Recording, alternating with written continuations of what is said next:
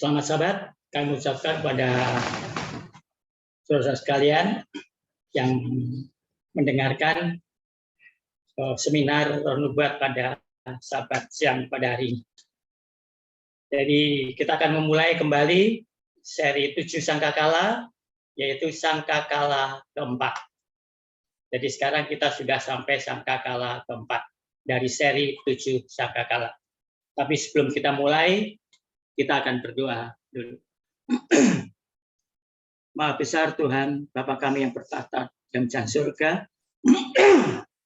Kami mengucapkan terima kasih Tuhan atas segala berkat dan bimbingan kontak kami, supaya penyertaan Tuhan dan kebenaran kami sampai hari ini. Tuhan, kami akan memulai seminar nubuat ini Tuhan dengan judul sangkakala keempat. Untuk itu Tuhan, pimpin hamba-Mu dengan Roh Kudus-Mu Tuhan, dan demikian firman yang akan kami bawakan, semua itu akan bisa kami mengerti dan akan lebih menguatkan iman percaya kami untuk lebih dekat kepada Tuhan. Pimpin kami dengan Roh Kudus-Mu Tuhan, dengan demikian hamba-Mu akan bisa menyampaikan pekabaran ini dengan baik dan benar di mata Tuhan. Terima kasih Tuhan, di dalam nama Yesus hamba-Mu berdoa dan ucap syukur. Amin.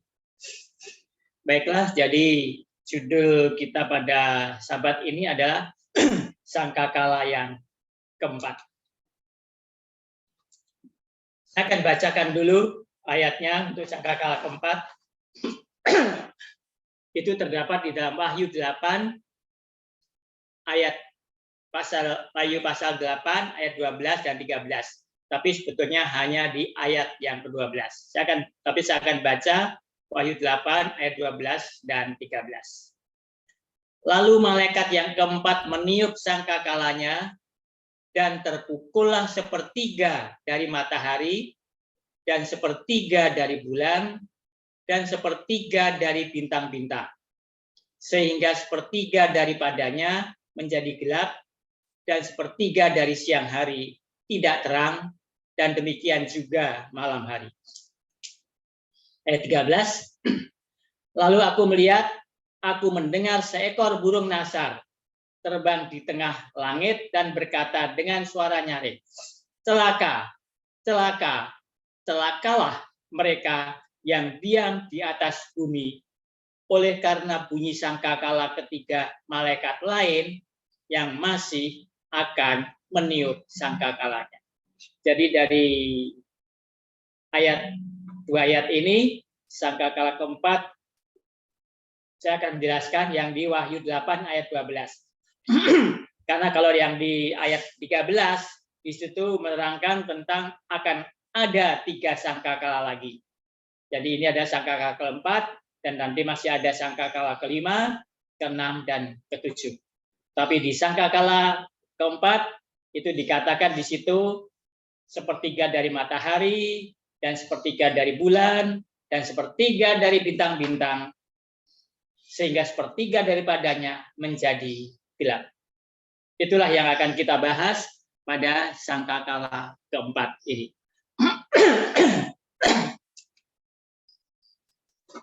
Jadi itulah tadi di Wahyu 8 ayat 12, itu adalah sangkakala keempat.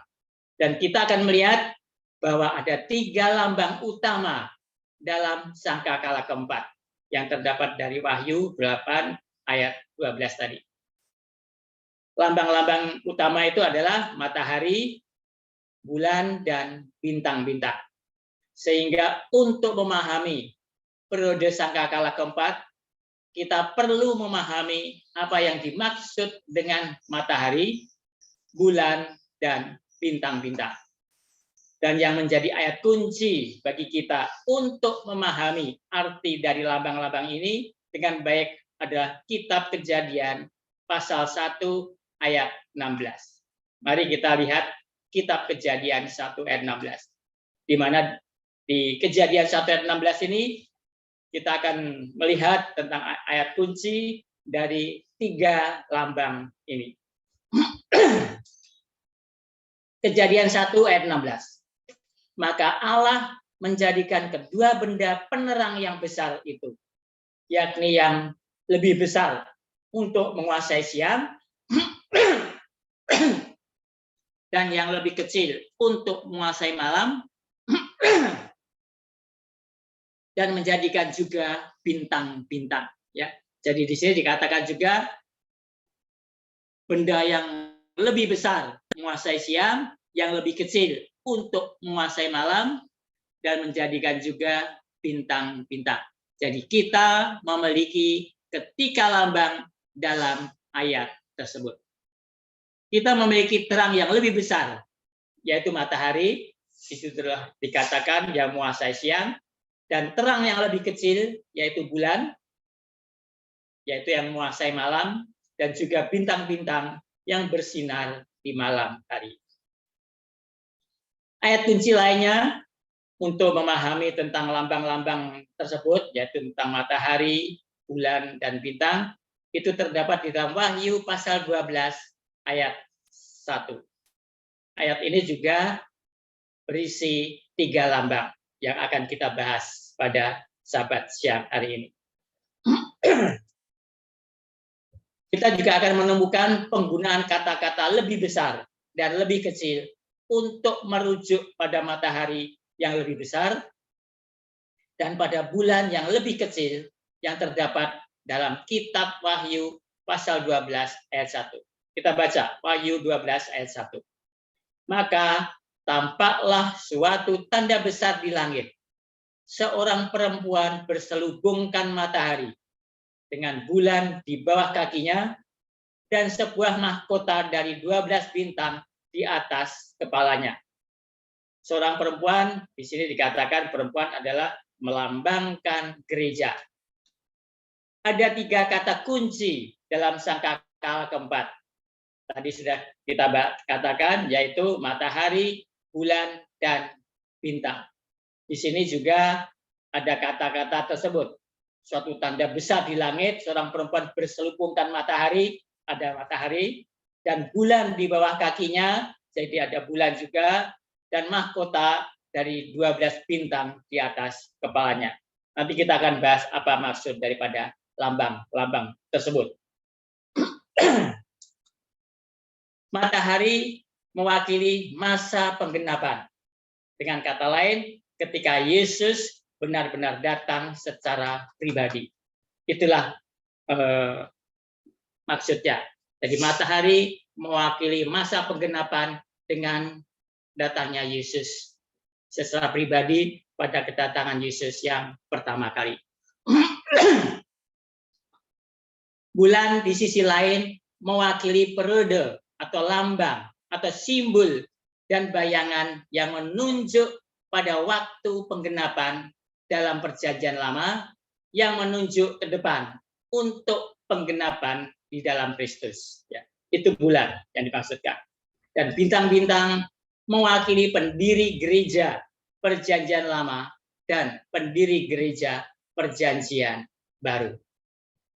Dan kita tahu bahwa karena ada 12 bapak bangsa yang mendirikan gereja perjanjian lama, 12 bapak adalah 12 suku Israel, dan ada 12 rasul yang dipilih Yesus sebagai dasar dari gereja perjanjian baru. Dan sekarang kita akan bicara tentang cahaya yang lebih besar, yaitu matahari. Ya, jadi kita akan bicara lambang yang pertama, yaitu matahari dari sangkala keempat.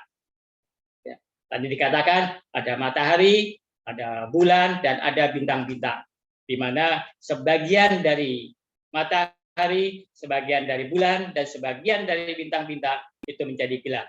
Sekarang kita bicara apa itu matahari.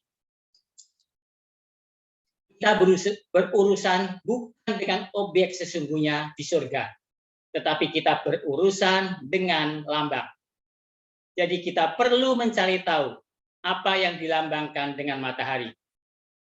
Apa yang dilambangkan dengan matahari, terang yang lebih besar. Untuk itu mari kita lihat ayat Alkitab dalam Mazmur 27 ayat 1. Dikatakan Tuhan adalah terangku.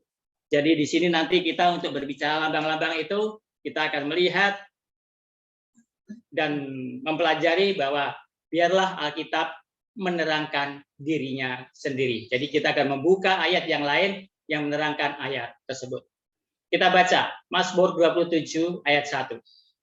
Dari Daud, Tuhan adalah terangku dan keselamatanku. Kepada siapakah aku harus takut? Tuhan adalah benteng hidupku. Terhadap siapakah aku harus gemetar? Jadi dikatakan di sini, Tuhan adalah terangku. Ya. Itulah dikatakan di dalam Mazmur 27 ayat 1. Matahari juga sebagai terang, tapi di sini dikatakan Tuhan adalah terangku. Jadi siapakah terang? Tuhan adalah terang. Dengan kata lain, terang matahari melambangkan Tuhan. Sekarang Mazmur pasal 84 ayat 11 adalah ayat lain yang dikatakan, kita baca, sebab Tuhan Allah adalah matahari dan perisai. Kasih dan kemuliaan Ia berikan. Ia tidak menahan kebaikan dari orang yang hidup tidak bercela. Jadi dikatakan di sini Tuhan Allah adalah matahari dan perisai. Ya, jadi di sini dilambangkan, dikatakan Tuhan adalah matahari. Ia tidak menahan kebaikan dari orang yang hidup tidak bercela. Sehingga ayat ini secara eksplisit memberitahu kita bahwa Tuhan Allah adalah matahari. Tetapi jelas bukan matahari sesungguhnya, tetapi matahari sebagai lambang. Itulah yang dimaksudkan. Dalam buku Maleakhi pasal 4 ayat 2 sekali lagi mengidentifikasi bahwa Tuhan sebagai matahari. Dikatakan di dalam Maleakhi 4 ayat 2, tetapi kamu yang takut akan namaku, bagimu akan terbit surya. Dalam King Version dikatakan ada sun atau matahari. Akan terbit matahari. Ya. Jadi ini adalah surya, dikatakan surya, tapi di King Version dikatakan sun atau matahari. Kebenaran dengan kesembuhan pada sayapnya. Kamu akan keluar dan bersingkrak-singkrak seperti anak lembu lepas kandang. Dengan kata lain, matahari adalah orang yang menyembuhkan sayapnya dan kita akan keluar dan menjadi besar seperti anak lembu yang diberi makan. Kita memiliki beberapa ayat yang menunjukkan bahwa Tuhan adalah terang. Tuhan adalah matahari.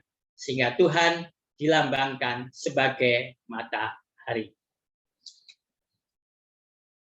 Sekarang kita akan lihat dalam Perjanjian Baru, dalam Yohanes 8 ayat 12. Di sini Yesus akan pergi ke Yerusalem untuk merayakan Hari Pondok Daud. Dan kita menemukan dia mengucapkan kata-kata berikut. Yesus adalah terang dunia. Yohanes 8 ayat 12.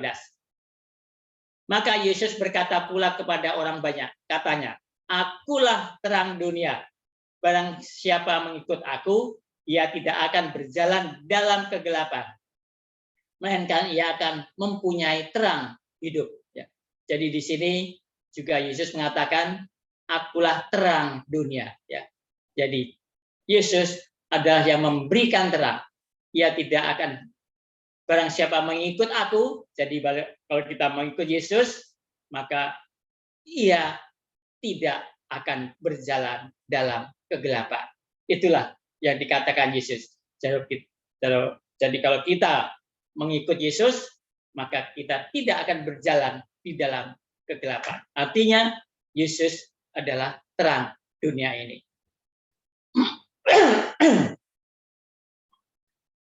Ellen White membuat komentar yang sangat menarik tentang di mana Yesus berada ketika dia mengucapkan kata-kata ini dari Yohanes pasal 8 ayat 12 dalam bukunya Desire of Ages halaman 463 dan 464. Pagi itu matahari baru saja terbit di atas Gunung Zaitun dan sinarnya jatuh dengan kecerahan mempesona di istana marmer dan menerangi emas dinding bait suci. ketika Yesus menuju ke sana, ia berkata, "Aku adalah terang dunia." Itulah yang ditulis oleh Ellen G. White. Jadi Yesus mengatakan bahwa benda di surga melambangkan aku. Aku adalah terang dunia. Kemudian di Yohanes 9 ayat 5, Yesus sekali lagi membuat pernyataan yang sama dengan yang dia katakan di Yohanes 8 ayat 12. Yesus adalah terang dunia. Kita baca ayatnya, Yohanes 9 ayat 5. Selama aku di dalam dunia, akulah terang dunia. Mari kita perhatikan beberapa ayat lainnya. Dalam Wahyu pasal 1 ayat 16, kita berada di perjanjian baru. Ya. Jadi di Yohanes 9 ayat 5 juga dikatakan, akulah terang dunia. Jadi kita sudah mulai melihat di dalam Wahyu 8 ayat 12 tadi, sangkakala keempat, lambang dari matahari, kita mau mengarah ke siapa lambang matahari. Sebelum kita nanti juga akan bahas tentang lambang bulan dan juga bintang kita. Ya. Sekarang kita lihat ayat yang lain di dalam Wahyu pasal 1 ayat 16. Ini dalam perjanjian baru. Dikatakan di Wahyu 1 ayat 16, wajah Yesus Kristus yang dimuliakan bersinar seperti matahari. Kita baca Wahyu 1 ayat 16. Dan di tangan kanannya ia memegang 7 bintang, dan dari mulutnya keluar sebilah pedang tajam bermata 2, dan wajahnya bersinar-sinar bagaikan matahari yang terik. Jadi dikatakan wajahnya bersinar-sinar bagaikan matahari yang terik. Jadi kita perhatikan Yohanes pasal 1 ayat 4 hingga 9, ini juga berbicara tentang Yesus di dalam dia adalah hidup. Jadi kalau kita lihat di Wahyu 1 ayat 16 tadi, wajah Yesus bersinar-sinar bagaikan matahari yang terik. Dan kalau kita baca sebentar lagi di Yohanes pasal 1 ayat 4 sampai 9, ini juga berbicara tentang Yesus di dalam dia adalah hidup. Dan hidup adalah terang manusia, dan terang bersinar dalam kegelapan. Siapa yang bersinar dalam kegelapan? Yang bersinar di dalam kegelapan adalah Yesus.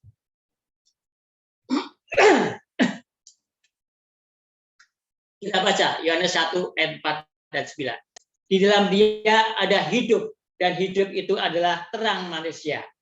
Jadi dikatakan di sini, di dalam dia atau di dalam Yesus ada hidup, dan hidup itu adalah terang manusia. Terang itu bercahaya di dalam kegelapan, dan kegelapan itu tidak menguasainya. Datanglah seorang yang diutus Allah, namanya Yohanes.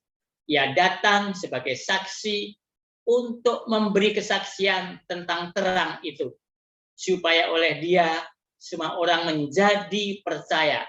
Ya. Jadi di sini dikatakan ada seorang yang diutus Allah, namanya Yohanes. Ia datang sebagai saksi untuk memberi kesaksian tentang terang itu, supaya oleh dia semua orang menjadi percaya. Ia bukan terang itu, tetapi ia harus memberi kesaksian tentang terang itu. Terang yang sesungguhnya, yang menerangi setiap orang sedang datang ke dalam dunia. Inilah yang dikatakan untuk Yohanes. Ya. Yohanes bukan terang itu, ini adalah Yohanes Pembaptis. Ya. Yohanes bukan terang itu. Ia bukan terang itu, tetapi ia harus memberi kesaksian tentang terang itu. Itulah maksudnya. Jadi Yohanes adalah terang yang kecil, yang lebih kecil, yang menuntun ke terang yang lebih besar. Yaitu siapa? Yesus. Ya. Jadi Yohanes bukan terang, tapi bukan terang itu, tapi Yohanes adalah terang yang lebih kecil, yang menuntun ke terang yang lebih besar, yaitu Yesus. Bagian ini tentu saja memberitahu kita bahwa Yesus adalah terang, tetapi kita akan menemukan bahwa Yohanes Pembaptis adalah terang. Dia adalah terang atau pelita atau bulan atau terang yang lebih kecil. Jadi Yohanes bukan terang yang besar, tapi dia adalah terang yang kecil, lebih kecil, yang dia akan membawa orang-orang ke terang yang lebih besar. Siapa? Yesus. Bagaimana ketika Yesus datang ke bumi ini? Mari kita lihat Matius pasal 4 ayat 16. Ketika Yesus datang, orang-orang melihat cahaya yang hebat. Matius 4 ayat 16. Bangsa yang diam dalam kegelapan telah melihat terang yang besar. Dan bagi mereka yang diam di negeri yang dinaungi maut telah terbit terang. Nah, itulah yang dikatakan Yesus. Jadi sekali lagi kita mendapatkan terang matahari terkait dengan Yesus. Matahari adalah lambang atau simbol dari Yesus Kristus. Jadi ketika Yesus akan lahir, Zakaria menggambarkan kelahiran Yesus dengan menggunakan simbolisme yaitu matahari. Kita lihat, kita baca di dalam Lukas pasal 1 ayat 76 hingga 79. Apa yang dikatakan oleh Zakaria? Ayat 76. Dan engkau, hai anakku, akan disebut Nabi Allah yang Maha Tinggi, karena engkau akan berjalan mendahului Tuhan untuk mempersiapkan jalan baginya, untuk memberikan kepada umatnya pengertian akan keselamatan yang berdasarkan pengampunan dosa-dosa mereka.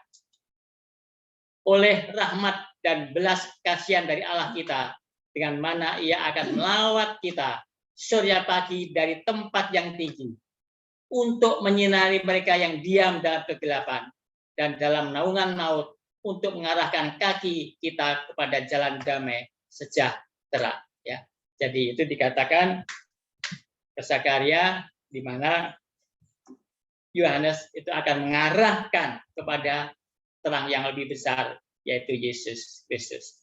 Jadi maksud ayat ini, ketika Yesus datang ke dunia, Dia adalah matahari terbit untuk memberikan terang kepada mereka yang duduk dalam kegelapan dan bayang-bayang kematian, untuk membimbing kaki kita ke jalan damai.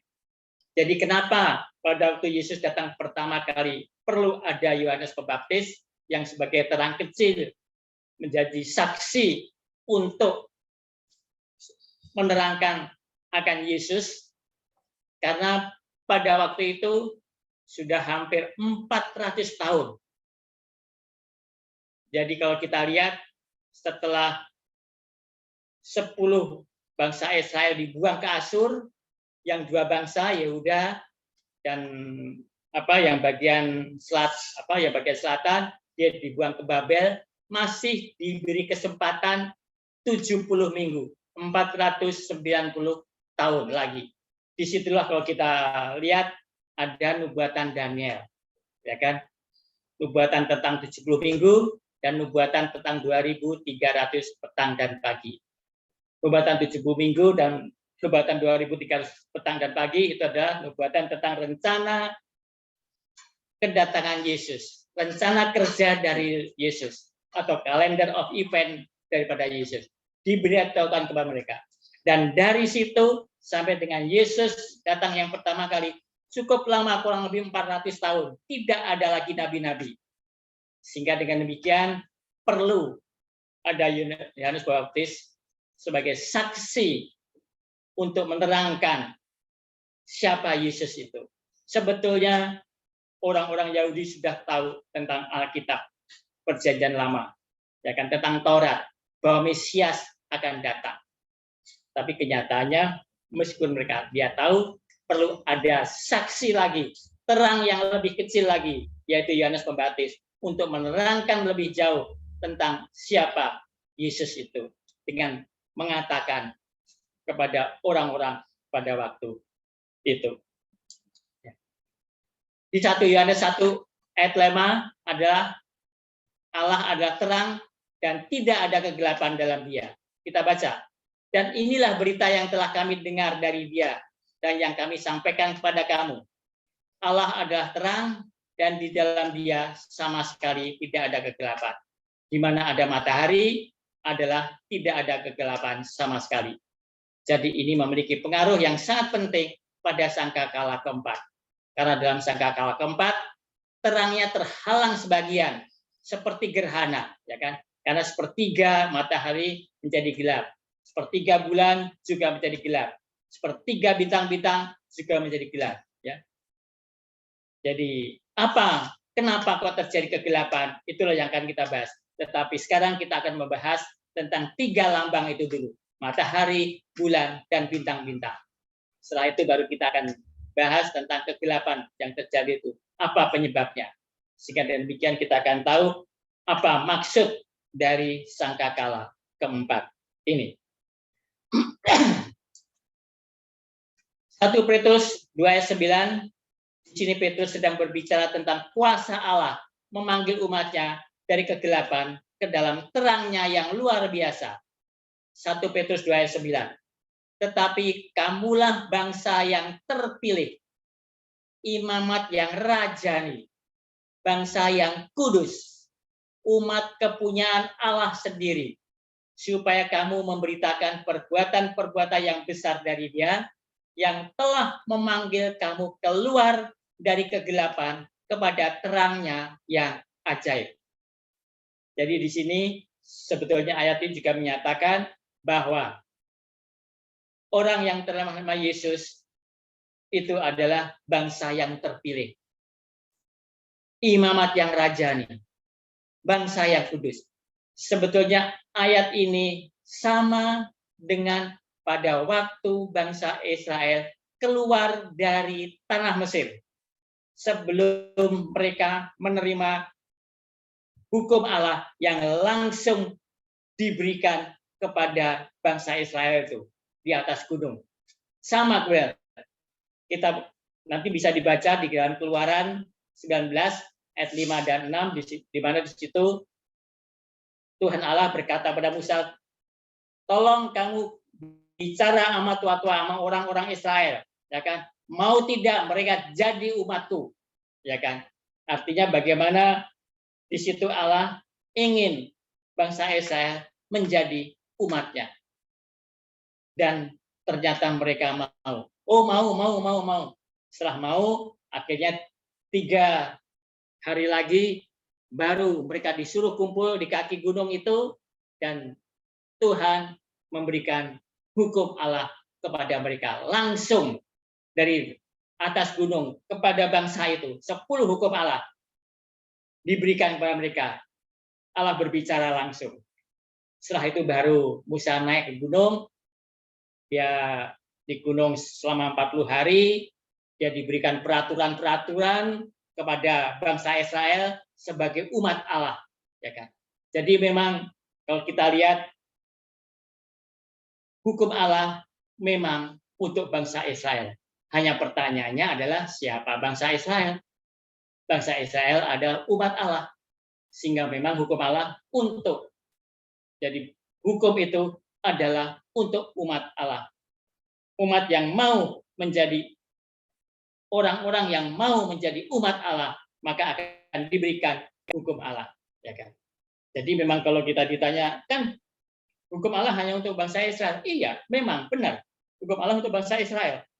Tapi pertanyaan selanjutnya adalah siapa bangsa Israel? Bangsa Israel adalah memang umat Allah. Sehingga karena dia umat Allah, makanya dia diberikan hukum Allah. Siapa yang diberikan hukum Allah lagi? Yang menjadi umat Allah, ya kan?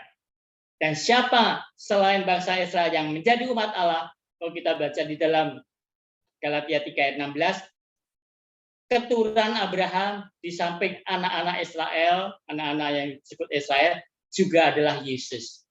Dan kalau kita baca di dalam Galatia 3 ayat 26 sampai 29, dan kalau kita menerima Yesus, maka kita juga ada berhak menjadi keturunan Abraham, dan kita tahu janji kepada Abraham adalah aku akan menjadi Allahmu dan Allah keturunanmu. Keturunan Abraham tadi adalah Yesus, ya kan? Jadi keturunan Yesus. Kalau kita menerima Yesus, berarti kita juga berhak menjadi keturunan Abraham. Kita juga berhak menjadi umat Allah. Jadi umat Allah di samping anak-anak Abraham juga orang-orang yang sudah menerima Yesus sebagai juru selamat. Jadi hukum-hukum Allah itu memang diberikan untuk umat Allah. Siapa umat Allah? Bangsa Israel dan mereka yang telah menerima Yesus sebagai juru selamatnya.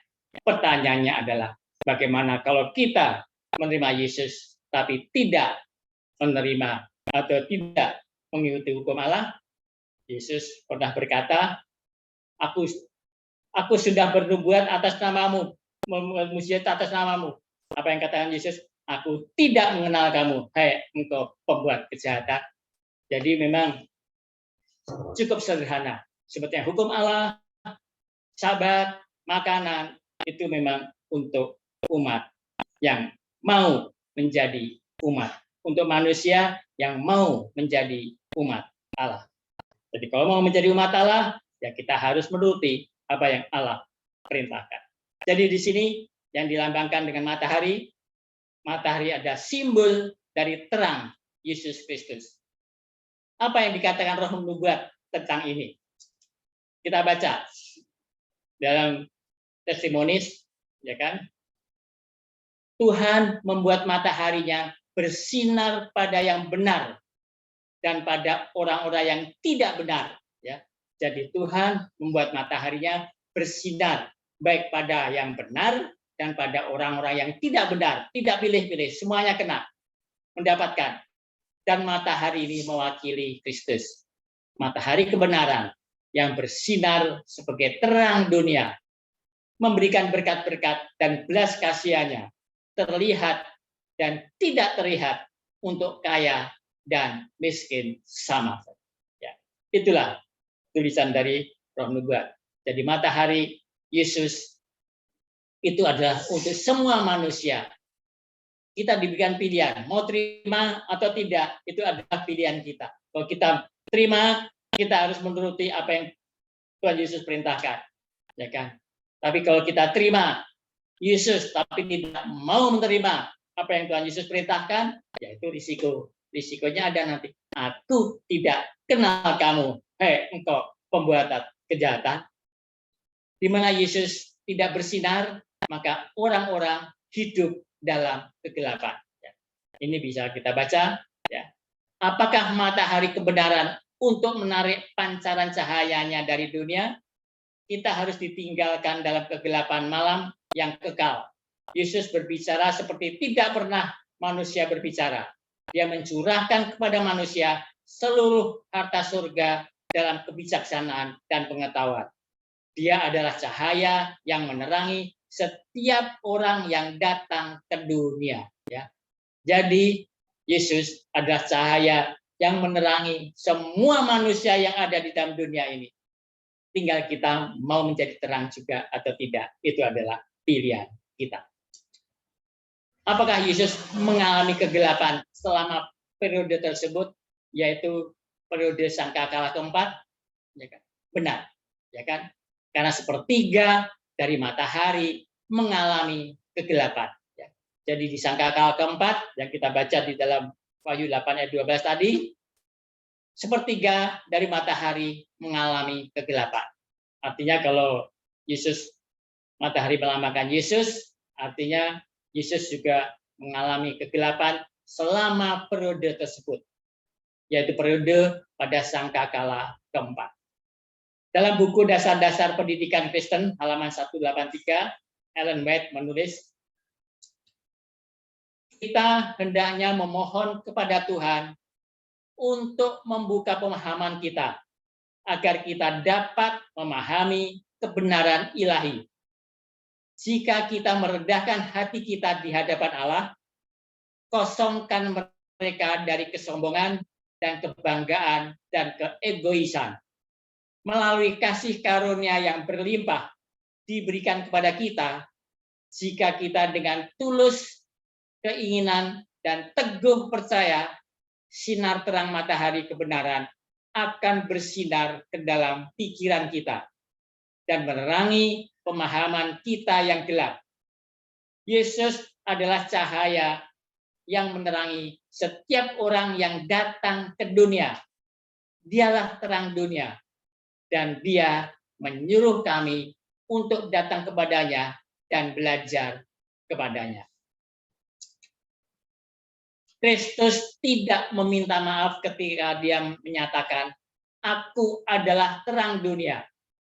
Dia adalah dalam kehidupan dan pengajaran Injil, dasar dari semua ajaran murni. Sama seperti matahari dibandingkan dengan cahaya yang lebih kecil di langit, begitu pula Kristus, sumber terang, bandingkan dengan guru-guru pada zamannya. Dia ada di depan mereka semua dan bersinar dengan kecerahan matahari. Dia menyebarkan sinarnya yang menembus dan menggembirakan di seluruh dunia. Jadi yang dilambangkan dengan matahari di sini adalah terang dari Yesus Kristus. Dengan kita tidak tahu, jadi kalau kita tidak tahu apa yang dilambangkan dengan matahari, maka kita tidak dapat memahami makna dari kegelapan matahari. Sepertiga bulan dan sepertiga bintang-bintang menjadi gelap. Ya. Jadi kita harus tahu apa lambang-lambang tersebut. Baru kita akan tahu makna kenapa sepertiga matahari, sepertiga dari bulan, dan sepertiga dari bintang-bintang menjadi gelap. Kita akan tahu maknanya. Jadi untuk tahu maknanya, kita harus tahu dulu apa lambang-lambang dari matahari, bulan, dan bintang-bintang. Untuk memahami apa yang dilambangkan oleh bulan, tadi matahari kita sudah bahas, matahari melambangkan terang dari Yesus Kristus.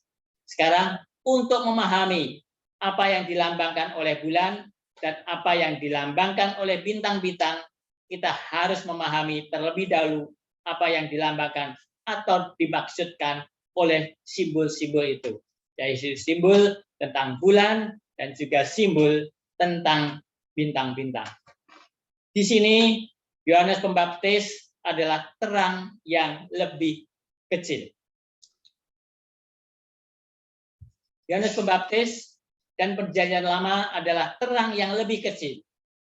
Dan ini diwakili oleh bulan, yang tujuannya adalah untuk mengarahkan pada terang yang lebih besar, yaitu Yesus Kristus. Yohanes Pembaptis bukan terang itu, tetapi dia adalah terang kecil untuk memberikan kesaksian kepada terang yang lebih besar, yaitu Yesus Kristus. Kita baca dalam Yohanes 1 ayat 6 sampai dengan 8. Di sini kita memiliki dua terang yang lebih kecil. Kita baca ayat 6, Yohanes 1 ayat 6 sampai dengan 8. Datanglah seorang yang diutus Allah, namanya Yohanes. Ia datang sebagai saksi untuk memberi kesaksian tentang terang itu, supaya oleh dia semua orang menjadi percaya. Ia bukan terang itu, tetapi ia harus memberi kesaksian tentang terang itu. Di sini Ellen White menjelaskan hubungan antara kesaksian Yesus dan kesaksian dari Yohanes. Nabi Yohanes adalah mata rantai penghubung antara dua pembagian, dua zaman maksudnya. Sebagai wakil Tuhan, dia berdiri untuk menunjukkan hubungan hukum dan nabi-nabi sampai hubungan kekristenan. Dia ada terang yang lebih kecil yang seharusnya diikuti oleh yang lebih besar. Pikiran Yohanes diterangi oleh Roh Kudus bahwa dia mungkin menjelaskan umatnya, tetapi tidak ada cahaya lain yang pernah bersinar atau pernah akan bersinar begitu jelas pada manusia yang jatuh seperti yang terpancar dari ajaran dan teladan Yesus. Kristus dan misinya secara samar-samar dipahami sebagai dilambangkan dalam pengorbanan bayangan, yaitu yang kita baca di dalam Perjanjian Lama. Bahkan Yohanes belum sepenuhnya memahami masa depan kehidupan baka melalui juru selamat. Ya. Jadi di sini juga dikatakan bahwa sebetulnya Yohanes juga belum sepenuhnya memahami apa misi daripada Yesus Kristus. Ya, nanti kita akan lihat di mana itu. Itu kita lihat pada waktu Yohanes Pembaptis di penjara, dia menyuruh muridnya untuk datang kepada Yesus. Apakah engkau itu yang dinubuatkan atau mungkin masih ada lagi Jadi dia juga ragu-ragu tentang Yesus. Itulah kalau kita lihat pada waktu dia mengutus murid-muridnya untuk menemui Yesus. Agama orang Yahudi sebagai akibat dari mereka menjauhi dari Tuhan, agama mereka kebanyakan terdiri dari upacara. Yohanes adalah terang yang lebih kecil, yang harus diikuti oleh terang yang lebih besar. Dia harus merubah kepercayaan orang-orang dalam tradisi mereka dan mengingatkan dosa-dosa mereka dan menuntun mereka kepada pertobatan. Diharapkan mereka mungkin siap untuk menghargai pekerjaan Kristus. Tuhan berkomunikasi dengan Yohanes dengan inspirasi, menerangi nabi bahwa ia mungkin menghapus tahayul dan kegelapan dari pikiran orang-orang Yahudi yang jujur, yang telah menerima ajaran turun-temurun yang salah dan berkumpul di atasnya. Ini dari Requiem Herat volume 8. Dalam arti apa Yohanes Pembaptis adalah terang yang lebih kecil? Ya kan? Yohanes Pembaptis adalah terang yang lebih kecil dari kitab Perjanjian Lama. Yohanes Pembaptis adalah terang yang lebih kecil. Demikian juga kitab Perjanjian Lama adalah juga terang yang lebih kecil. Mengapa kita membutuhkan dua terang yang lebih kecil untuk menuntun kepada Yesus, yaitu terang yang lebih besar? Jadi di sini dikatakan Yohanes Pembaptis adalah terang yang lebih kecil, tapi kitab Perjanjian Lama juga adalah terang yang lebih kecil. Dan mengapa kita membutuhkan dua terang yang lebih kecil ini? Ya kan? Untuk menuntun kepada Yesus, terang yang lebih besar, alasannya sederhana. Di sini dikatakan orang-orang Yahudi zaman Kristus, mereka mengerti terang yang lebih kecil. Mereka telah mengerti kitab suci. Apakah mereka akan menerima Kristus bahkan tanpa pelayanan Yohanes Pembaptis? Iya, seharusnya mereka menerima Yesus Kristus sebagai Mesias. Mengapa Tuhan membangkitkan Yohanes Pembaptis? Itulah pertanyaannya. Sebetulnya dengan membaca Perjanjian Lama, Taurat, orang Yahudi tahu Mesias akan datang. Ya kan? Mereka tahu. Ya. Tetapi mengapa Tuhan membangkitkan Yohanes Pembaptis? Karena mereka tidak memahami terang lain yang lebih kecil. Jadi Tuhan berkata, aku akan membangkitkan Yohanes untuk menunjuk kepada Yesus, anak domba Allah yang menghapus dosa dunia. Kita tahu pada waktu Yohanes Pembaptis membaptiskan Yesus, Yohanes Pembaptis mengatakan, inilah anak domba Allah yang menghapus dosa dunia. Itulah kata-kata yang dikatakan oleh Yohanes Pembaptis. Diharapkan dengan kata-kata itu, orang-orang Yahudi akan mengerti apa maksud dan makna dari inilah anak domba Allah yang menghapus dosa dunia. Sehingga mereka akan berkata, aduh, mari kita kembali ke Alkitab kita kembali ke Taurat kita, dan mencari tahu. Karena kita ingat, mereka selalu kan anak domba dikorbankan. Jadi orang ini pasti ada hubungannya dengan pengorbanan anak domba. Itu seharusnya yang diharapkan dari kata-kata Yohanes Pembaptis itu. Inilah anak domba Allah yang menghapus dosa dunia. Jadi Tuhan mengharapkan melalui Yohanes Pembaptis ini, orang-orang Yahudi akan mengerti siapa Yesus itu. Kok ada orang mengatakan seperti itu? Dengan mempelajari Perjanjian Lama, buku-buku mereka, Taurat mereka akan tahu, oh kalau begitu dia loh Mesias gitu. Harusnya itulah yang dimaksudkan. Jadi Perjanjian Lama itu adalah terang yang lebih kecil. Yohanes Pembaptis juga terang yang lebih kecil. Dia menyinari Alkitab Perjanjian Lama. Itulah tujuan Tuhan mengutus Yohanes Pembaptis, ya kan? Sebagai saksi, memberikan kesaksian kepada Yesus. Dan pelayanan Ellen White mirip dengan ini, mirip dengan Yohanes Pembaptis, di mana tulisan Ellen White memiliki tujuan untuk memimpin orang kepada Yesus Kristus, terang yang lebih besar. Sering orang mengatakan orang Advent lebih mengutamakan tulisan-tulisan roh nubuat dari Ellen White. Tidak, kita tetap lebih mengutamakan Alkitab. Tulisan Ellen White hanya menerangi halaman-halaman Alkitab itu, sehingga kita akan lebih jelas apa makna dan maksud dari Alkitab itu. Itulah tujuan dari kesaksian dari yang tulisan-tulisan roh nubuat yang ditulis oleh Ellen White. Menerangi tulisan-tulisan yang ada di Alkitab itu, sehingga kita tahu maksud daripada Alkitab itu. Sama dengan Yohanes Pembaptis, tujuannya adalah memberikan terang yang kecil kepada perjanjian lama, mengatakan kepada orang-orang Yahudi, inilah ya kan, ini anak domba Allah yang menghapus dosa dunia. Dan mereka sebetulnya harusnya mereka tahu kita itu kalau setiap hari Paskah kita bawa domba, kita sembelih, kita korbankan. Oh, kalau begitu apa hubungannya? Harusnya dia membaca Alkitab. Kalau dia membaca Alkitab, dia akan tahu, oh kalau begitu ini Mesias. Tapi ternyata tidak seperti itu. Ya kan? Mereka mengharapkan Mesias yang akan membebaskan mereka dari segala apa yang menimpa mereka, dari di mana mereka pada waktu itu dijajah oleh Romawi. Ya. Jadi di sini kalau kita lihat pelayanan Ellen White, tulisan-tulisan Ellen White, tujuannya juga untuk memimpin kepada Yesus, terang yang lebih besar itu. Dengan membaca roh nubuat, kita akan lebih mengetahui apa isi dari Alkitab itu. Kalau kita sudah mengetahui isi Alkitab tanpa roh nubuat, itu lebih baik lagi. Tidak perlu kita membaca tulisan roh nubuat.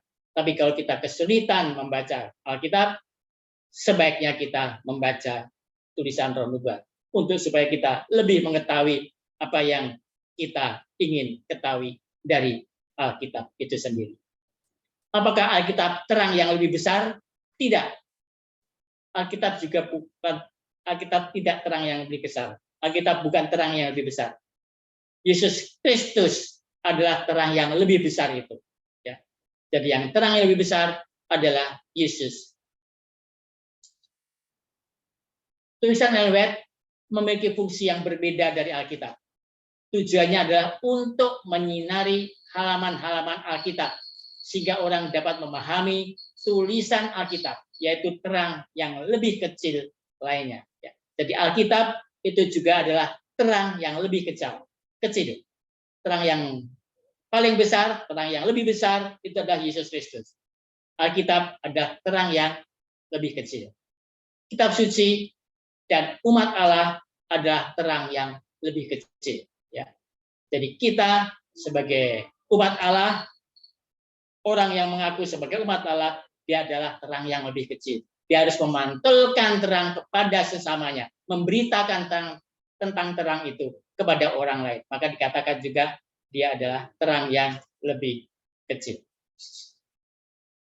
Yesaya 8 ayat 19 sampai 20 dikatakan di situ, dan apabila orang berkata kepada kamu, mintalah petunjuk kepada arwah dan roh-roh peramal yang berbisik-bisik dan kumat kamit, maka jawablah, bukankah suatu bangsa patut meminta petunjuk kepada Allahnya?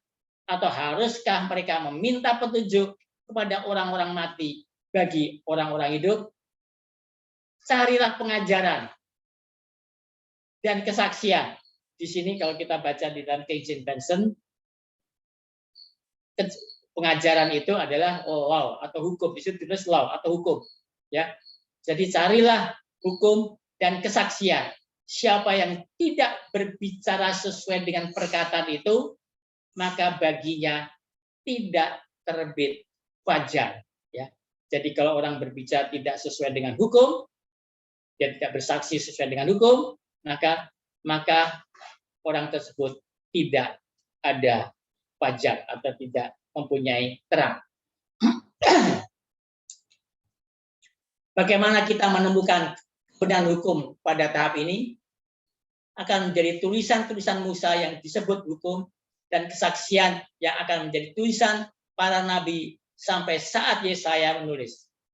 Dan kita menemukan terang kita dalam hukum dan di dalam kesaksian, dalam tulisan-tulisan Musa dan dalam tulisan-tulisan para nabi yang ada sampai saat itu.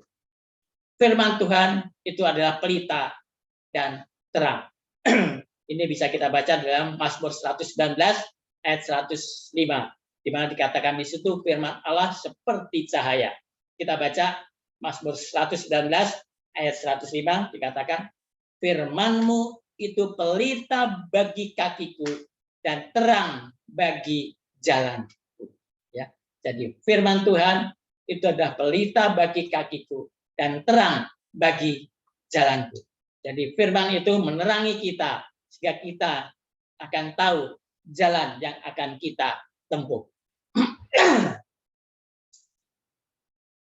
Firman Tuhan adalah pelita yang menuntun kepada Yesus terang yang lebih besar.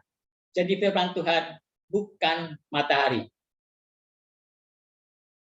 Tapi firman Tuhan akan menuntun kepada Yesus terang yang lebih besar. Itulah firman Tuhan itu yang ditulis dalam Alkitab. Mika 3 ayat 6 dan 7, firman Allah adalah terang. Ketika tidak ada suara nabi, hasilnya adalah kegelapan. Kita baca Mika 3 ayat 6 sampai 7. Ayat 6 dulu. Sebab itu hari akan menjadi malam bagimu tanpa penglihatan dan menjadi gelap bagimu tanpa tenungan. Matahari akan terbenam bagi para nabi itu dan hari menjadi hitam suram bagi mereka.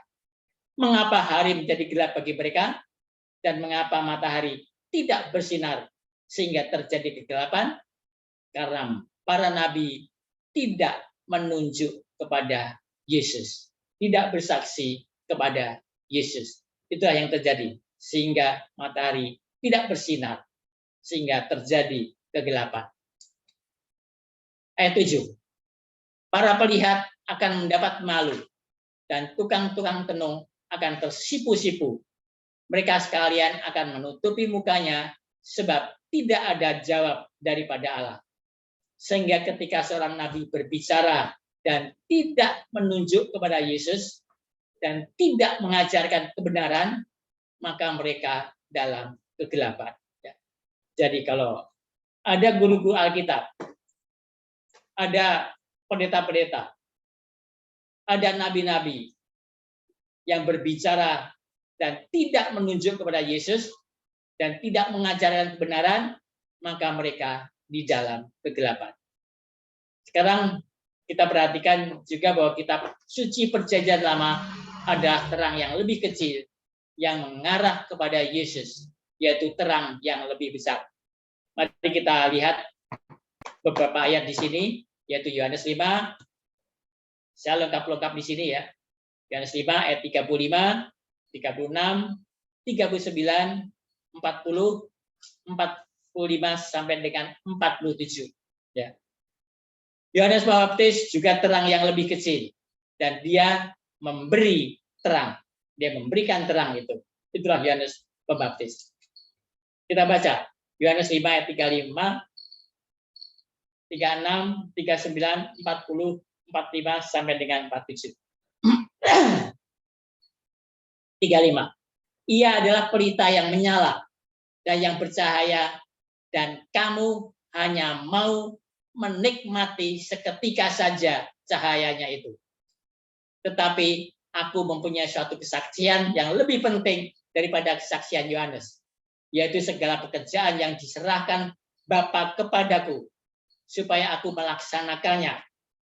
Pekerjaan itu juga yang kukerjakan sekarang. Dan itulah yang memberi kesaksian tentang aku, bahwa Bapa yang mengutus aku.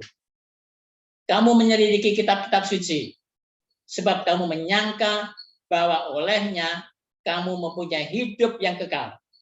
Tetapi walaupun kitab-kitab suci itu memberi kesaksian tentang aku, jadi Alkitab itu memberi kesaksian tentang aku, namun kamu tidak mau datang kepadaku untuk memperoleh hidup itu. Ya. Jadi walaupun kitab-kitab suci itu memberi kesaksian tentang aku, namun dikatakan Yesus, namun kamu tidak mau datang kepadaku untuk memperoleh hidup itu. Jangan kamu menyangka bahwa aku akan mendakwa kamu di hadapan Bapa. Yang mendakwa kamu adalah Musa, yaitu Musa yang kepadanya kamu menaruh pengharapanmu. Ya. Jadi kita tahu orang Yahudi menaruh pengharapan kepada Musa karena mereka mengikuti apa yang ditulis oleh Musa, yaitu tentang Taurat. Ya.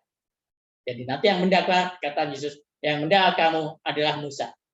Sebab jika kamu percaya kepada Musa, tentu kamu akan percaya juga kepadaku, sebab ia telah menulis tentang aku. Tetapi jikalau kamu tidak percaya akan apa yang ditulisnya, bagaimanakah kamu akan percaya akan apa yang kukatakan? Ya, jadi mereka percaya kepada Musa, tetapi mereka tidak percaya tulisannya. Padahal Musa telah menulis tentang Yesus, tapi mereka tidak percaya Yesus, ya kan? Jadi jika kamu tidak percaya akan apa yang ditulisnya, bagaimana kamu akan percaya akan apa yang kukatakan? Itulah yang dikatakan Yesus kepada mereka. Demikian juga di dalam Lukas 24 ayat 25 sampai 27, ayat 44 sampai 46 dikatakan kitab suci Perjanjian Lama memberikan kesaksian kepada Yesus. Siapa Yesus? Yesus adalah terang yang lebih besar itu. Ya. Jadi kitab suci Perjanjian Lama juga memberikan kesaksian kepada terang yang lebih besar, yaitu Yesus. Kita baca Lukas 24 ayat 25 sampai 27 dan 44 sampai dengan 46. Lalu ia berkata kepada mereka, "Hei kamu orang bodoh, betapa lambannya hatimu, sehingga kamu tidak percaya segala sesuatu yang telah dikatakan para nabi.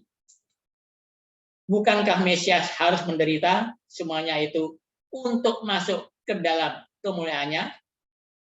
Lalu ia menjelaskan kepada mereka apa yang tertulis tentang dia dalam seluruh kitab suci, mulai dari kitab-kitab Musa dan segala kitab nabi-nabi.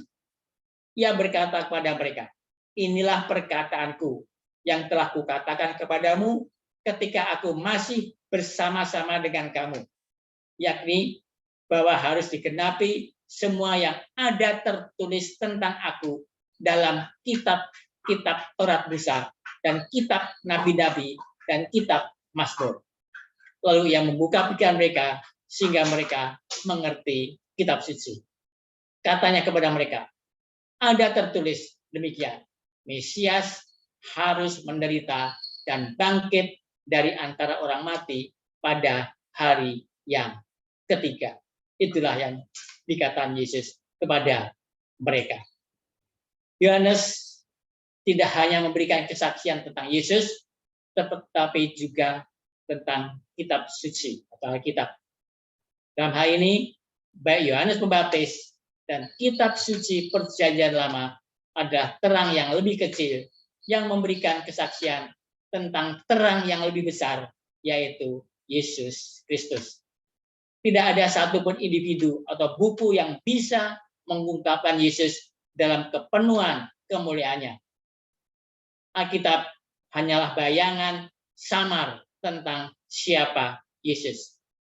Alkitab adalah deskripsi tertulis, ya kan, keterangan tertulis. Tetapi Yesus secara pribadi jauh melampaui kemuliaan yang kita temukan dalam terang yang lebih kecil, yaitu kitab Perjanjian Lama dan Yohanes Pembaptis. Jadi Perjanjian Lama dan Yohanes Pembaptis itu adalah terang yang lebih kecil, dan Perjanjian Lama dan Yohanes Pembaptis itu membawa kepada Yesus terang yang lebih besar, itu membawa kesaksian kepada Yesus terang yang lebih besar itu. Sekarang kita perhatikan pernyataan berikut dari semangat keinginan dari nubuat dari buku Desire of Ages halaman 211. Dikatakan di situ, di setiap halaman, baik sejarah atau ajaran atau nubuat Perjanjian Lama, kitab suci disinari dengan kemuliaan anak Allah. Sejauh itu dari lembaga ilahi, seluruh sistem Yudaisme adalah nubuatan yang dipadatkan dari Injil. Kepada Kristus berikan kesaksian kepada semua nabi. Kisah 10 ayat 43. Kisah Objek halaman 211. Kita baca Kisah Para Rasul 10 ayat 43 dikatakan, tentang dialah semua nabi bersaksi bahwa barang siapa percaya kepadanya, ia akan mendapat pengampunan dosa oleh karena namanya. Ya, itulah yang dikatakan. Ya kan? Jadi kalau semua nabi bersaksi bahwa barang siapa yang percaya kepadanya, ia akan mendapat pengampunan dosa oleh karena namanya.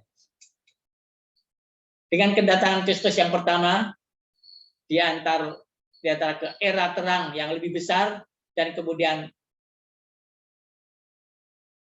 dan kemuliaan, yaitu terang yang lebih besar adalah sahabat penggenapan ketika Yesus benar-benar datang.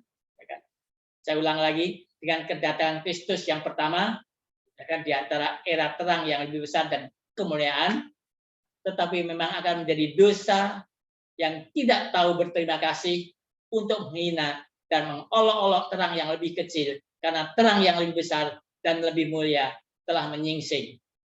Mereka yang membenci berkat dan kemuliaan zaman Yahudi tidak dipersiapkan untuk diuntungkan oleh pemberitaan Injil. Kecerahan kemuliaan Bapa dan keunggulan dan kesempurnaan hukum sucinya hanya dipahami melalui penebusan di atas Kalvari oleh putranya yang terkasih. Tetapi bahkan penebusan kehilangan yang maknanya ketika hukum Allah ditolak. Ya, dan disebutkan halaman 24. Nah, Ellen White mendefinisikan terang yang lebih besar dan terang yang lebih kecil. Sehingga jangan biarkan orang mempengaruhi kita dengan melihat bahwa roh nubuat itu hanya terang yang lebih kecil, dengan berkata, jadi jangan khawatir dengan apa yang kita makan dan minum, ya. Jadi suka-suka kita lah, ya kan? Dan bagaimana kita menyembah Tuhan. Ellen White hanya terang yang lebih kecil. Tidak, Alkitab hanya memberikan ciri-ciri saja. Untuk mengetahui ciri itu, kita harus membaca roh nubuat. Jadi dengan membaca Alkitab, kita akan tahu ciri-ciri daripada Alkitab itu.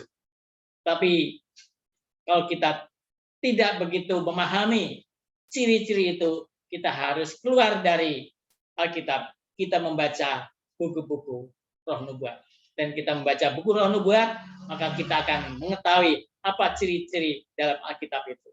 Jadi memang buku roh nubuat ada untuk menerangi halaman demi halaman dari Alkitab. Mungkin kita sudah baca Alkitab 10 kali. Mungkin lebih, ya kan? Tapi apakah kita memahami Alkitab itu? Ya tergantung kita. Ya, oh saya tahu, ya kan? Tapi apakah kita benar-benar tahu? Ya kita sendiri yang mengetahui itu, ya kan? Apa ucapannya harus dipikirkan? Demikian juga Kristus kepada Bapa yang tidak kelihatan. Dia adalah manifestasi dari Bapa dan disebut firman Tuhan. Tuhan mengutus putranya ke dalam dunia, keilahiannya yang menakan kemanusiaan, agar manusia dapat menyandang citra Tuhan yang tidak terlihat. Dia menyatakan dalam firman-Nya, karakternya, kekuasaannya, dan keagungan, sifat dan sifat-sifat Tuhan. Keilahian melintas melalui kemanusiaan, melembutkan, menundukkan cahaya. Dia adalah perwujudan dari hukum Tuhan, yaitu transkrip karakternya. Ya, itulah yang dikatakan. Dia adalah perwujudan dari hukum Tuhan itu sendiri, yaitu transkrip dari karakternya atau wajah dari karakternya, tabiatnya.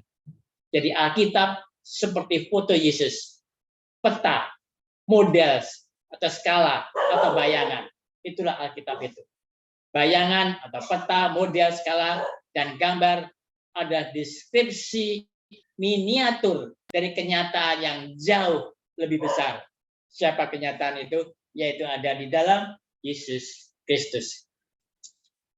Hukum ada transkrip karakter dari Yesus. Jadi mana yang lebih besar? Transkrip atau yang kenyataan? Tentu saja kenyataan yang lebih besar. Sehingga jika kita ingin mempelajari hukum Allah, maka kita harus mempelajari kehidupan Yesus. Terang yang lebih besar itu. Karena memang Yesus datang ke dunia ini adalah untuk memberikan contoh kepada kita semuanya. Dia memang menebus kita semuanya. Maka dikatakan di situ, kalau kita membaca di dalam Perjanjian Lama, ya kan, di mana kalau ada orang-orang Israel yang dia mempunyai hutang atau dia menggadekan atau dia kepada orang lain, barang itu bisa ditebus oleh orang yang paling dekat dengan dia. Itulah makna penebusan. Yang paling gampang mungkin kita masih ingat cerita tentang Ruth, mantunya Naomi. Ya kan? Kita tahu Ruth kan, mantunya Naomi, anaknya kan Elimelech pergi bersama Naomi dengan 2 anak laki-lakinya. Suaminya mati, anaknya setelah kawin juga anak laki-laki yang mati. Ya kan? Akhirnya mereka pulang, yang mau pulang kan hanya Naomi dan Ruth. Tapi di situ ketemu Boaz. Naomi bicara kepada Ruth, dia yang bisa menebus kamu. Ya kan? Artinya kan barang-barang Naomi udah dijual. Yang bisa nebus hanya Boaz. Karena Boaz saudara yang dekat dengan Naomi, sehingga dia bisa nebus. Tapi pada waktu Boaz mau menebus, dia bilang masih ada yang lebih dekat lagi. Kalau dia tidak mau menebus kamu, saya yang akan menebus, ya kan? Sehingga kebiasaan mereka ada di pintu gerbang, dia bilang ini ada apa? Hartanya dia, kamu mau menebus nggak? Oh, saya mau menebus, ya kan? Sebagai saudara mau menebus kan? Karena dia saudara. Oke, kalau kamu menebus ya kamu aja gitu. Tapi tidak hanya menebus barang-barangnya, tapi kamu juga harus mau mengawini Ruth. Ya, kan dikatakan begitu. Wah, kalau mengawini saya nggak mau. Akhirnya ya seperti kita ketahui, mereka sandalnya harus digudain dan segala macam. Itulah upacara-upacara mereka.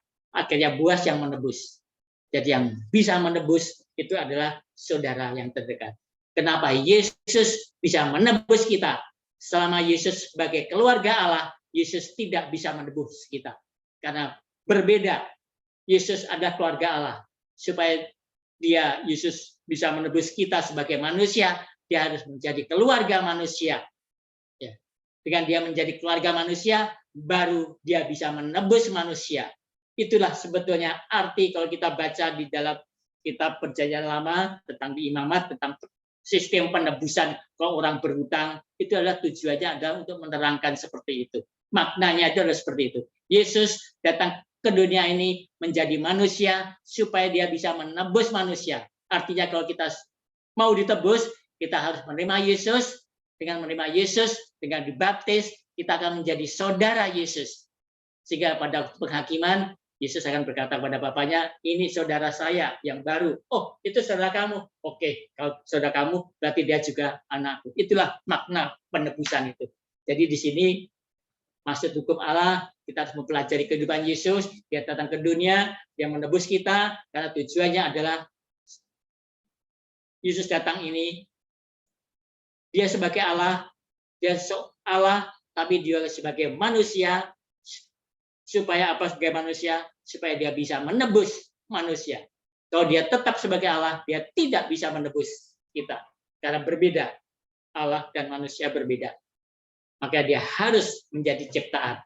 Itulah yang terjadi. Dengan demikian, kita bisa ditebus. Dan mau tidak kita ditebus, itu adalah pilihan kita. Dan kita Perjanjian Lama menyajikan dasar-dasar, tetapi tidak dapat menghadirkan Kristus dalam sebuah kemuliaannya. Sampai kita akan mengenalnya ketika kita masuk ke dalam kerajaan surga. Jadi Perjanjian Lama itu banyak sekali yang bisa kita pelajari. Karena memang tujuannya perjanjian lama itu adalah menjadi sejarah bagi kita. Jangan kita sama dengan apa yang terjadi oleh bangsa Israel di perjanjian lama. Itulah sejarah, ya kan, menjadi contoh bagi kita. Jadi dalam hal ini kita memang antara perjanjian lama dan perjanjian baru itu ada satu urutan, satu peristiwa yang jadi satu. Kejadian sampai kitab Wahyu itu berbicara tentang Yesus. Ya kan? Pencipta dunia ini adalah Yesus. Begitu manusia jatuh ke dalam dosa, maka Yesus akan datang ke dunia ini. Ya kan? Dia sudah rencanakan itu jauh-jauh hari sebelum penciptaan itu. Ya kan?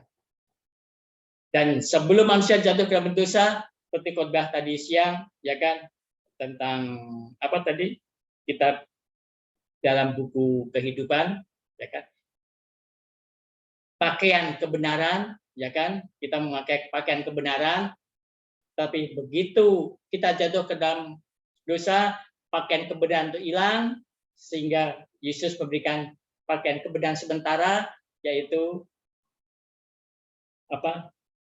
Kulit domba.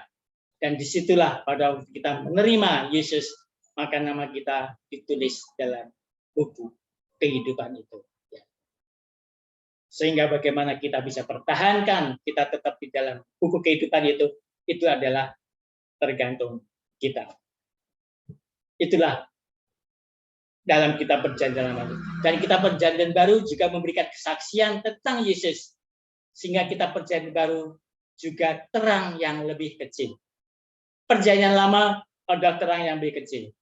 Perjanjian baru juga terang yang lebih kecil. Dua-duanya membawa ke dalam terang yang lebih besar. Jadi perjanjian lama dan perjanjian baru tidak bisa dipisahkan.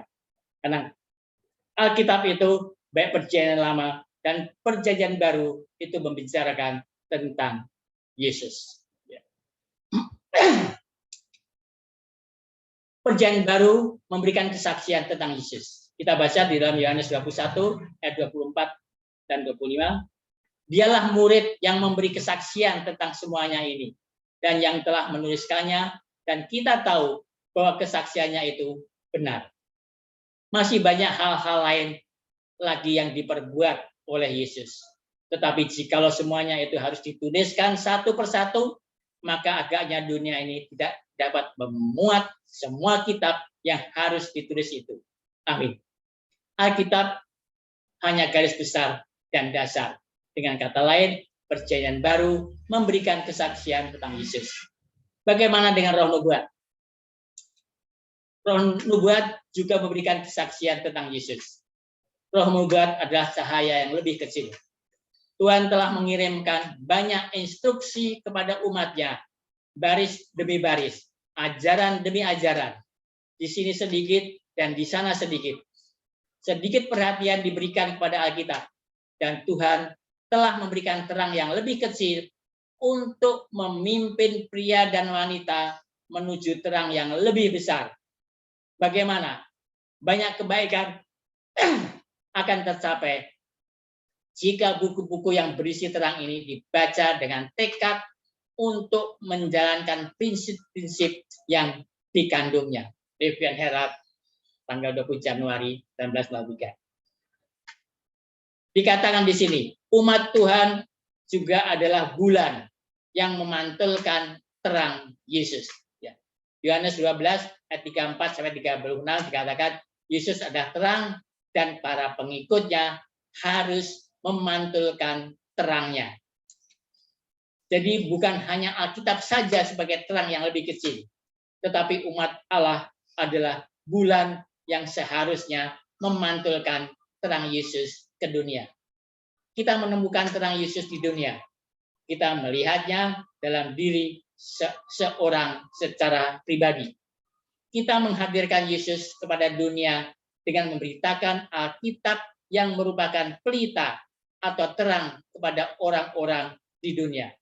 Sekarang kita perhatikan kitab Yohanes pasal 12 ayat 36 hingga ayat 34 hingga ayat 36. Kita baca Yohanes 12 ayat 34 sampai 36. Lalu jawab orang banyak itu, Kami telah mendengar dari hukum Taurat bahwa Mesias tetap hidup selama-lamanya. Bagaimana mungkin engkau mengatakan bahwa anak manusia harus ditinggikan? Siapakah anak manusia itu? Kata Yesus kepada mereka, hanya sedikit waktu lagi terang ada di antara kamu. Selama terang itu ada padamu, percayalah kepadanya, supaya kegelapan jangan menguasai kamu. Barang siapa berjalan dalam kegelapan, ia tidak tahu kemana ia pergi. Percayalah kepada terang itu, selama terang itu ada padamu, supaya kamu menjadi anak-anak terang. Sesudah berkata demikian, Yesus pergi bersembunyi dari antara mereka. Jadi dikatakan di sini adalah kita harus percaya kepadanya selama terang itu ada. Artinya kalau kita percaya pada Yesus, maka kita juga menjadi anak-anak terang. Kita menjadi terang yang kecil itu, ya kan? Kalau kita sudah percaya Yesus, tapi tidak menjadi terang, ya saya nggak tahu seperti khotbahnya tadi, Pendeta Liwan tadi ya, kita sudah menerima Yesus, tapi tidak menjadi terang, gimana ya? Saya nggak tahu lah itu, karena urusan surga bukan hak prerogatif Tuhan. Kita ingat tentang air yang keluar dari batu. Apa yang terjadi ketika kita minum air tersebut? Kita akan menjadi sumur atau mata air. Dan kemudian kita akan menjadi mata air untuk memberikan air kepada orang lain. Ya kan? Prinsip ini sama dengan terang.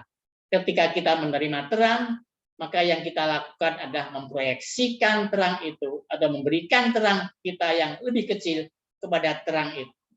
Itu ya kan. Dengan kata lain, memberi kesaksian terang yang lebih besar. Jadi kita telah menerima terang, maka kita akan sebagai terang kecil, kita akan memberitakan tentang terang itu. Ya, dengan kata lain, kita bersaksi tentang terang yang lebih besar. Kita baca, kita lihat di dalam kitab Efesus pasal 5 ayat 8 hingga 14, apa yang dikatakan di sini. Efesus 5 ayat 8 sampai 14. Mereka yang menerima Yesus memantulkan cahayanya dan mereka mengungkapkan pekerjaan kegelapan. Ya. Jadi siapa saja yang menerima Yesus harus memantulkan cahayanya. Cahaya siapa? Cahaya Yesus. Dan mereka mengungkapkan pekerjaan kegelapan itu. Ayat 8. Memang dahulu kamu ada kegelapan, tetapi sekarang kamu ada terang di dalam Tuhan. Sebab itu hiduplah sebagai anak-anak terang. Karena terang hanya berbuahkan kebaikan dan keadilan dan kebenaran. Dan ujilah apa yang berkenan kepada Tuhan. Jangan turut mengambil bagian dalam perbuatan-perbuatan kegelapan. Ya. Dikata sih, jangan turut mengambil bagian dalam perbuatan-perbuatan kegelapan yang tidak berbuahkan apa-apa. Tetapi sebaliknya, telanjangilah perbuatan-perbuatan itu. Sebab menyebutkan saja pun apa yang dibuat oleh mereka di tempat-tempat yang tersembunyi telah memalukan. Tetapi segala sesuatu yang sudah telanjangi oleh terang itu menjadi tampak. Sebab semua yang nampak adalah terang. Itulah sebabnya dikatakan, bangunlah, hei kamu yang tidur, dan bangkitlah dari antara orang mati, dan Kristus akan bercahaya bercahaya atas kamu. Ya, jadi kita harus bangun, kita harus bangkit, ya kan? Sehingga Kristus akan bercahaya atas kita. Sehingga kita seperti bulan yang menyajikan tulisan suci untuk menunjuk dalam roh nubuat dan untuk menunjuk kepada Yesus Kristus. Dalam buku Desire of Jesus halaman 465 dikatakan, ketika bulan dan bintang-bintang di tata surya bersinar oleh cahaya yang dipantulkan dari matahari, jadi sejauh ajaran mereka benar, para pemikir besar dunia merenungkannya. Atau terang yang lebih kecil, sinar matahari kebenaran. Setiap permata pemikiran, setiap kilatan intelek berasal dari terang dunia. Itu yang dikatakan di dalam buku Desire of Ages. ya kan? Kamu adalah terang dunia, kata Kristus kepada murid-muridnya. Saat matahari terbit di langit, menghilangkan nuansa malam dan mengisi dunia dengan kecerahan. Demikian juga para pengikut Yesus harus membiarkan terang mereka bersinar untuk menghilangkan kegelapan moral dari dunia yang terbaring dalam dosa. Namun, mereka tidak memiliki cahaya dari diri mereka sendiri. Itu adalah cahaya surga yang harus mereka renungkan kepada dunia. Reflected Christ, halaman 379. Sekarang kita tahu apa yang dilambangkan matahari dan apa yang dilambangkan bulan. Matahari melambangkan kebenaran Yesus Kristus, sumber terang itu, sumber firman itu, terang besar itu. Bulan melambangkan Alkitab dan roh nubuat yang berisi kebenaran firman Tuhan, bersaksi tentang Yesus, sumber kebenaran itu, terang yang lebih kecil. Sekarang apa arti bintang-bintang dan sepertiga mengalami gerhana atau mengalami kegelapan? Ya. Apa yang dimaksud dengan bintang-bintang? Kita lihat kitab Daniel pasal 12 ayat 3. Kemudian kita akan membaca kitab Daniel pasal 12 ayat 10. Apa yang kita lakukan di sini? Kita menggunakan prinsip-prinsip nubuatan sederhana untuk menafsirkan sangkakala. Biarlah Alkitab menerangkan dirinya sendiri. Arti bintang, arti dari bintang. Daniel 12 ayat 3 dan juga Daniel 12 ayat 10. Orang bijak yang memahami nubuatan Alkitab seperti bintang. Ayat 3. Dan orang-orang bijaksana akan bercahaya seperti cahaya cakrawala dan yang telah menuntun banyak orang kepada kebenaran seperti bintang-bintang tetap untuk selama-lamanya. Ya. Jadi bintang-bintang di sini juga melambangkan umat Tuhan. Ya. Jadi tadi matahari ada terang yang lebih besar, itu Yesus Kristus. Bulan itu Alkitab dan roh nubuat, ya kan? Di samping itu juga dikatakan tadi ada Yohanes Pembaptis. Tapi di sini juga dikatakan bintang melambangkan umat Tuhan. Tapi di yang awal tadi juga dikatakan umat Tuhan juga sebagai bulan. Tapi ini dikatakan juga umat Tuhan sebagai bintang, ya kan? Jadi banyak orang akan disucikan dan dimurnikan dan diuji. Tetapi orang-orang fasik akan berlaku fasik. Tidak seorang pun dari orang fasik itu akan memahaminya. Tetapi orang-orang bijaksana akan memahaminya. Ya. Jadi yang memahami itu hanya orang-orang yang bijaksana. Kemudian kita memiliki beberapa pernyataan oleh Ellen White dalam bukunya Para Nabi dan Raja. Halaman 188 dan 189. Ini tentang akhir zaman dan mereka yang tetap setia pada Tuhan dalam masa kesesakan besar yang akan datang. Jadi mereka adalah orang-orang yang tetap setia pada Tuhan dalam masa kesesakan yang sangat besar yang akan datang itu.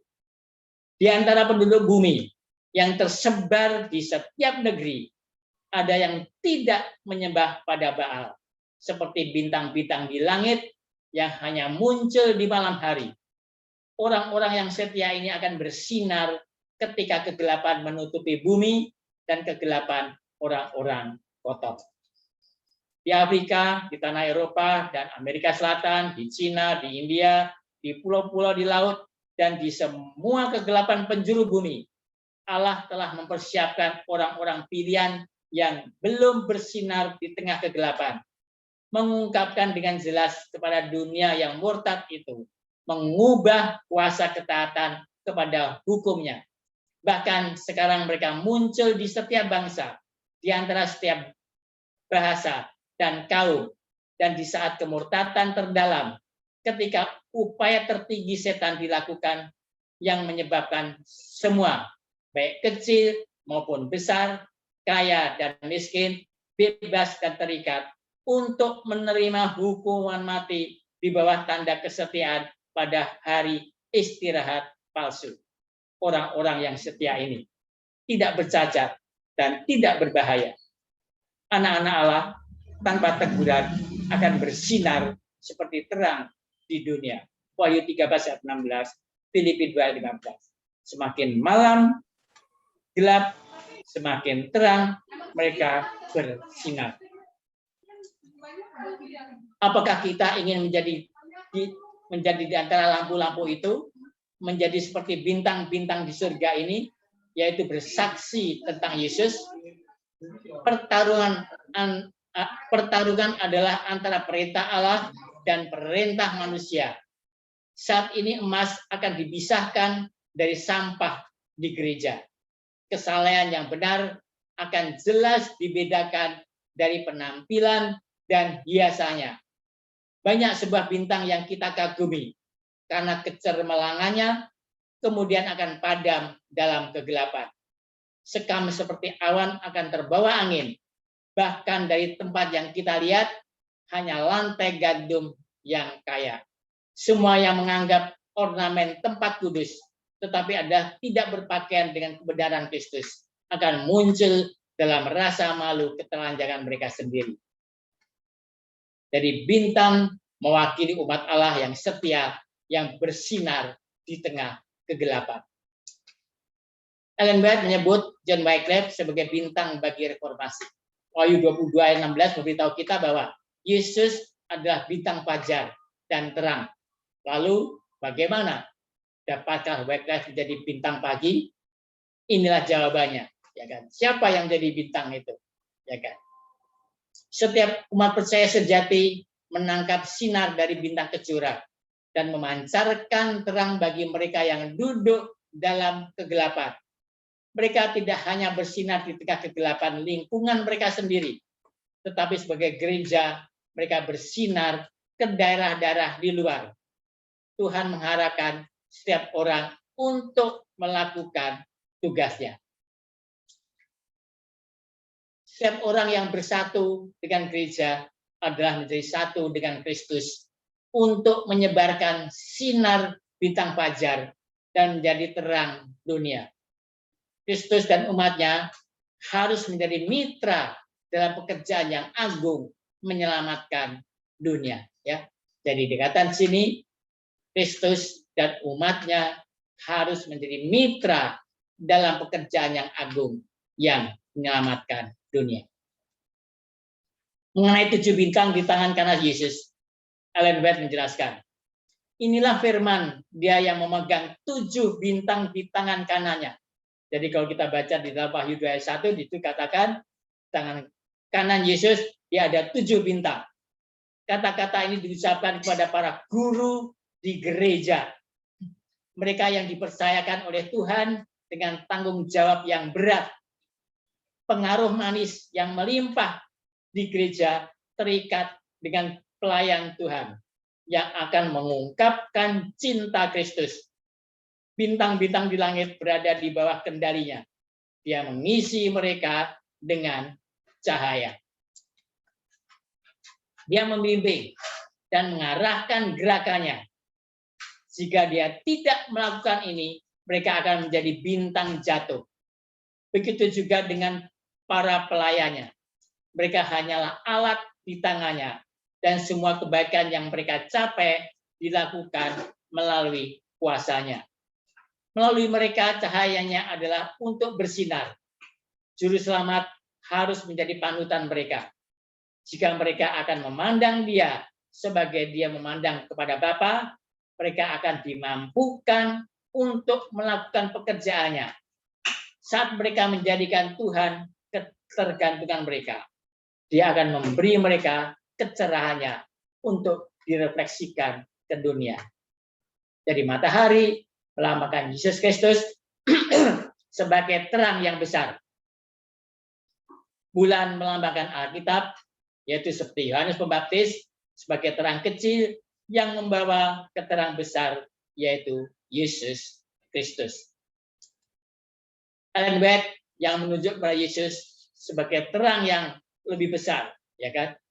Jadi Ellen White juga sebagai terang kecil menunjuk kepada Yesus sebagai terang yang lebih besar. Kegelapan sebagian dari dua saksi adalah dua saksi yang mengalami kegelapan sebagian selama periode sangkakala keempat. Kita melihat bahwa Alkitab selama periode 1260 tahun mengalami era kegelapan. Selama periode itu mereka berada dalam periode kekuasaan tanduk kecil atau kekuasaan agama yang bersatu dengan kekuasaan pemerintahan. Di mana kalau terjadi kekuasaan yang bersatu antara pemerintahan dan agama bersatu, maka akan terjadi penganiayaan. Itu adalah periode kegelapan. Mengapa itu disebut abad kegelapan? Karena matahari, bulan, dan bintang-bintang mengalami kegelapan. Sebagian, tidak seluruhnya, tetapi sebagian. Yang biasa disebut dengan gerhana. Jadi gerhana dua saksi atau kegelapan sebagian dari dua saksi itu lamanya adalah 1260 tahun zaman kegelapan itu. Apa yang dimaksud dua saksi? Dua saksi adalah Alkitab Perjanjian Lama dan Alkitab Perjanjian Baru. Di dalam Wahyu 11 ayat 3 dikatakan di situ, dan aku akan memberi tugas kepada dua saksiku supaya mereka bernubuat sambil berkabung 1260 hari lamanya. Apa warna kain kabung? Warna air kabung adalah hitam. Dan kalau kita baca di ayat berikutnya, yaitu Yesaya 50 ayat 3, dikatakan di situ, Yesaya 50 ayat 3, aku mengenakan pakaian kelam adalah gelap, ya kan, kepada langit dan menyelimutinya dengan kain kabung. Menyelimuti dengan kain kabung sebetulnya adalah pengulangan dari pemikiran kata-kata dengan kalimat yang pertama, ya kan? Kalimat pertama kan pakaian kelam, mengenakan pakaian kelam. Diperkuat lagi dengan menyelimuti dengan kain kabung, ya kan? Jadi aku mengenakan pakaian kelam kepada langit. Artinya apa? Artinya terjadi kegelapan. Bagaimana kedua saksi itu akan memberikan kesaksian? Mari kita lihat Wahyu 6 ayat 12.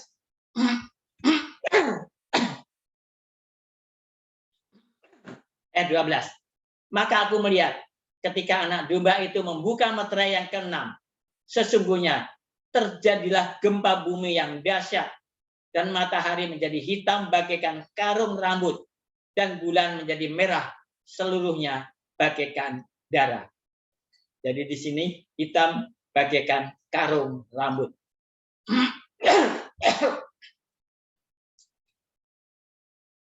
Karung rambut itu adalah kain kabung untuk menutupi menutupi kepala. Dan kain kabung berwarna hitam itu adalah simbol kegelapan. Jadi bagaimana kita menafsirkan dua saksi dalam terang sangkakala keempat dengan baik? Kedua saksi itu adalah mewakili Alkitab Perjanjian Lama dan Alkitab Perjanjian Baru. Dan bagaimana dua saksi bersaksi selama periode sangkakala keempat? Kedua saksi atau terang yang lebih kecil, Perjanjian Lama dan Perjanjian Baru, berpakaian kain kabung selama 1260 tahun. Artinya apa? Kain kabung atau kain karung adalah kain hitam yang melambangkan kegelapan, penderitaan, dan kematian. Seperti yang telah kita lihat, Perjanjian Lama memberikan kesaksian tentang Yesus, ya, yang kita baca tadi di Yohanes 5, 39, 40, 45, dan 47, yang di Lukas, dan seperti Perjanjian Baru yang kita lihat di Yohanes 21 ayat 24. Di dalam pengertian ini, kedua saksi memberikan kesaksian tentang Yesus. Kedua saksi itu mewakili kitab suci Perjanjian Lama dan Perjanjian Baru. Keduanya merupakan kesaksian penting tentang asal-usul dan kekekalan hukum Allah. Keduanya adalah saksi juga bagi rencana keselamatan. Jenis pengorbanan dan nubuatan Perjanjian Lama menunjuk ke depan untuk juru selamat yang akan datang. Injil dan kitab-kitab Perjanjian Baru menceritakan tentang seorang juru selamat yang telah datang secara tepat, yang dinubuatkan menurut jenis dan nubuatan. Jadi Perjanjian Lama menunjuk ke depan untuk juru selamat. Artinya sebetulnya bangsa Israel dia harus mengabarkan bahwa Mesias akan datang. Dan kitab-kitab Perjanjian Baru menceritakan tentang seorang juru selamat yang telah datang. Artinya apa? Setelah Perjanjian Baru, kita harus memberitakan bahwa Mesias telah datang. Ya kan? Jadi itulah antara Perjanjian Lama dan Perjanjian Baru. Perjanjian Lama menceritakan bahwa Mesias akan datang, Perjanjian Baru menceritakan bahwa Mesias telah datang. Jadi siapakah dua saksi itu? Dua saksi adalah Alkitab Perjanjian Lama dan Perjanjian Baru. Dua terang yang lebih kecil. Dari Alkitab seharusnya membawa orang-orang kepada Yesus Kristus, terang yang lebih besar. Tetapi apa yang terjadi selama 1260 tahun, kita diberitahu di sini bahwa kedua saksi bernubuat dalam kain kabung dalam kegelapan. Karena firman Tuhan ditekan oleh tanduk kecil. Alkitab menggambarkan bagaimana kedua saksi memberikan kesaksian mereka secara samar selama 1260 tahun kekuasaan tanduk kecil. Terang yang lebih besar dan lebih kecil menuju Yesus dengan samar karena kepausan sebagai menutup mereka atau kegelapan. Masa nubuatan ketika kedua saksi atau terang yang lebih kecil itu berpakaian kain kabung berakhir pada tahun 1798. Saat mereka mendekati penghentian mereka bekerja dalam ketidakjelasan atau kegelapan. Perang akan dilakukan atas mereka oleh kekuatan digambarkan sebagai binatang yang keluar dari jurang maut. Di banyak negara-negara Eropa memiliki kekuatan yang memerintah di gereja dan negara selama berabad-abad telah dikendalikan oleh setan melalui media kepausan. Tapi di sini dibawa untuk melihat manifestasi baru dari kekuatan setan, sangkaka kelima atau revolusi Prancis. Bit kontroversi halaman 269. Di Prancis Alkitab dilarang. Dua saksi dibunuh. Ada 1260 tahun mereka memberikan kesaksian dalam ketidakjelasan. Tetapi dalam revolusi Prancis, dua saksi terbunuh, yaitu Alkitab Perjanjian Lama dan Perjanjian Baru. Hal ini akan terjadi sampai dengan sangkakala kelima. Dan itu akan menjadi pemberitahuan yang sangat menarik. Kegelapan sangkakala keempat adalah pendahulu dari sangkakala kelima, di mana kegelapan menjadi lebih intens hingga kegelapan total atau menutupi terang dua saksi dalam revolusi Prancis. Menurut nubuatan, maka sedikit sebelum tahun 1798, beberapa kekuatan asal dan karakter setan akan bangkit untuk berperang melawan Alkitab. Dan di negeri di mana kesaksian dua saksi Tuhan seharusnya berada dibungkam, akan terwujud ateisme Fir'aun dan kebejatan Sodom. Bit kontroversi halaman 269. Ini diikuti dengan periode ketidakjelasan matahari, bulan, dan bintang-bintang selama periode supremasi kepausan. Sekarang kita membahas tentang gelapnya matahari dan bulan dalam terang apa yang dikatakan Ellen White. Gelapnya matahari dan bulan. Secara signifikan, Ellen White memberi judul bab dalam The Great Controversy pada periode supremasi kepausan dengan kata-kata era kegelapan spiritual. Dia menulis berulang kali tentang kegelapan yang menjadi ciri periode ini. Campur tangan gereja Roma kekuasaan menandai awal dari abad kegelapan.